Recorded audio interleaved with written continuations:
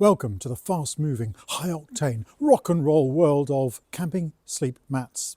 I want to introduce you to my unicorn. It's fabled, does it really exist? And this is a unicorn because it is lighter, cheaper, performs better, and is more comfortable than the equivalent that I've had before.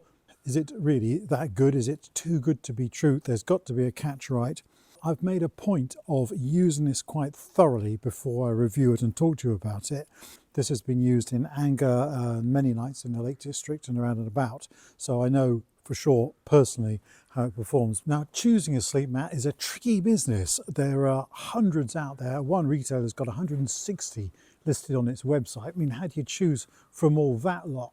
It's always going to be a compromise between the warmth, the comfort, the cost, the durability, the size, the shape, the colour, and that kind of thing. Back in the day when I was a lad, we just had a thin bit of carry mat, bright yellow stuff that had an R value of not very much and wasn't at all comfortable. And I remember the first Therm-a-Rest that I had was an inch thick self-inflating mat, and it felt like sleeping in the Ritz compared to the carry mat. But things have moved on a lot since then. So this is the sleep mat that I've been using for the past few years. It's a Therm-a-Rest NeoAir X Therm. There's an updated version out these days called the NXT, and this really has been the gold standard of sleep mats up to now, with an R value of 6.9, and that means it's good for below -20, so it should be fine. And I've used this on countless trips, so I know very well, and it's done me proud, and it's still going strong with no sign of any defects or problems. So why would I possibly want to change this for something different when it's doing such a good job? Well, that's because I spotted the Lightour and did a back-and-back comparison, and my head was turned. The Lightour beats the Therm-a-Rest in just about every measure. Let me talk to you about that. So this has an R value of 6.9. It's about 7 centimetres thick. It costs about £230 at the moment in the UK, the sort of current version, which is the NXT. And it weighs about 740 grams. By comparison, the Lightour weighs 670 grams, has got an R value of 7.5. This Lightour is 10 centimetres thick, and it costs at the moment from Camperlists £126. So it is cheaper, it is warmer, and it is lighter. The other thing that really appeals to me is the surface of the Lightour compared to the Therm-a-Rest. And to talk a bit more about that, we need to talk a bit about how these are constructed and the different ways that they achieve the insulation. Pay attention, Bond. The Therm-a-Rest uses rows of interconnecting triangular prisms, or if you like, Toblerone shapes, and these are stacked together to provide a good insulating barrier between you and the ground. So there's effectively 2 rows of triangular prisms, and that means that to maintain good insulation you have to inflate the mat quite firm, if you like, and that results in quite a flat sleeping surface because of the way that the Toblerones are stacked together. The Lightour approaches things in a very different way. It uses 5 layers of foiled fabric that are dimpled together, if that's the right way to put it. I'm sure that's not the correct technical phrase.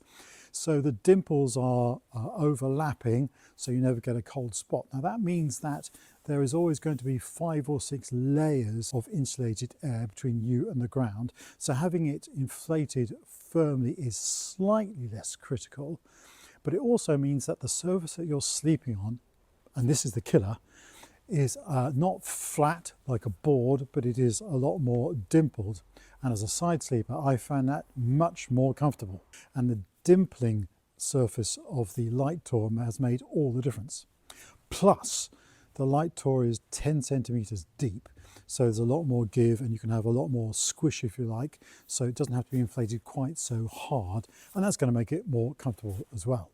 So it seemed that by switching to the Lightour, I could have my cake and eat it. I possibly have an extra size as well. Okay, that's the good stuff. Now there are some weaknesses with the Lightour which we cannot ignore. The insulation is very good because the baffles inside are silvered so that they reflect radiant heat. But if I show you with it held up to a window, you can see that that silvering does not extend to the full width of the pad. The final couple of centimetres around the edge are not silvered, so you don't get the benefit of that extra insulation at the very edge. And of course, the final thing is durability. Now, I've been using the Therm-a-Rest for a long time and it's never had a problem at all. The Lightour is a new kid on the block, and although I've taken it out extensively, of course haven't used it nearly as much, so who knows how durable it'll turn out to be in the end. But I guess that uncertainty is a price worth paying. And what I always do as a matter of habit is I have a thin sheet of closed cell of foam which acts as lots of things. It's an extra layer of insulation if I need it. It also protects the pad from any abrasion or stones or twigs poking up from underneath that might damage it. And I also use the pad folded up as a sit mat during the day when I'm hiking. So it's useful in many different ways, and it weighs next to nothing. I don't know what kind of shape of sleep mat you prefer, but I like the more rectangular shape. I'm a side sleeper, so my body tends to be in sort of like an S shape. So the mummy shapes don't fit me too well because my feet can easily slip off the side as well. And also if I'm going to be using the mat in winter, then have a bit more insulation at my side is very useful. If you're lying on your back, I like to have a bit of insulation under my elbows if I need it. So I tend to go for the larger rectangular shapes, although they do have a weight penalty. Now there are some other things that I like about the Lightour. Let's go through them very quickly. Now I use the inflation sacks. I don't use one of these mini pumps. I don't really like the extra weight, and the inflation sacks double as a waterproof storage bag for the mat, so it kills two birds with one stone. The way that the inflation bag attaches on the Lightour is way easier and simpler than it is on the Therm-a-Rest. The inflation and deflation valve is single unit. It's very easy to understand. The Therm-a-Rest has got like a wing lock thing that you twist and a second valve that you twist, and they work in combination. It's a bit confusing, to be absolutely honest with you, but the Lightour arrangement is far simpler to understand.